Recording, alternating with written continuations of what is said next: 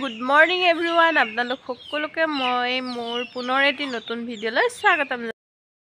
আজি এয়া কিমানবোৰ কাপোৰ উলিয়াই লৈছোঁ চাওকচোন, পিন্ধি জমা কৰি থৈ দিছোঁ, ধুব সময়ে পোৱা নাই। আজি ধুম বুলি ভাবিছোঁ, তাকে উলিয়াই আনিছোঁ।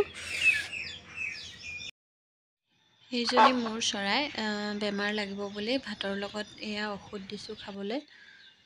আৰু তাৰপিছত আহিলোঁ গাইজনী খীৰাবলৈ। আজি মাৰ গাটো বেয়া, সেইবাবে মায়ে ক'লে তই খীৰাগৈ যা বুলি।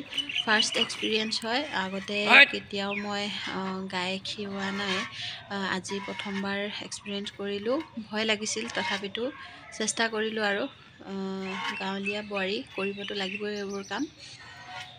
এয়া মায়ে কৈছে মোৰ সমানে উলিয়াব পাৰিছ দেই, মানে গাখীৰ পাৰিছোঁ আৰু খীৰাবলৈ। তাৰপিছত এয়া মাছ আনিলে, মাছখিনি বাছি লওঁ। এই ৰৌ মাছ আছে আৰু এয়া গাজকাপ মাছ সৰু সৰু। সেয়া মাছখিনি বাছি হৈ গ'ল। তাৰপিছতে কাপোৰখিনি ধুই ল'লোঁ। একে দুডাল ডাৰ একদম ভৰ্তি হৈ গৈছে। আৰু কাপোৰখিনি ধুইয়ে আহিলোঁ ছাগলীজনী এৰাল দিবলৈ বুলি।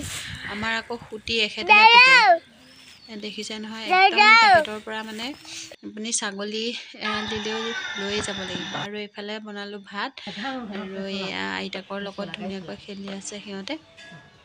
আমাৰ ময়ংক একদম পূৰা বিজি, ভায়েকক একো ল'বই নিদিয়ে। আৰু এইফালে আমাৰ ভাতৰ কাঁহী ৰেডি হৈ গ'ল। বাহিৰতে আহি ভাতকেইটা খালোঁ। এইফালে মাছ আৰু জাতিলাও বনালোঁ, আৰু এইফালে ব্ৰকলিৰ লগত মাছৰ মোৱা ভাঙি দিলোঁ। তাৰপিছত এয়া ময়ংকে খেলি খাই আছে। আৰু সন্ধিয়া হ'ল, কিবা এটা আকৌ খাব মন গ'ল, মেগী আনিলোঁ। এইটো পতঞ্জলি মেগীটো ফাৰ্ষ্ট টাইম খাই পাইছোঁ, খাবলৈ ভালেই লাগিল বাৰু। আৰু এয়া পানী ধুনীয়াকৈ একেবাৰে চিম্পুলকৈ বনাইছোঁ দেই। কোনো তাত যিটো মছলা আছে সেইটোৱে দিছোঁ, আৰু পানী দিছোঁ। একো বস্তু ব্যৱহাৰ কৰা নাই মই, নিমখো দিয়া নাই, ৰংগুড়াও দিয়া নাই, একো দিয়া নাই।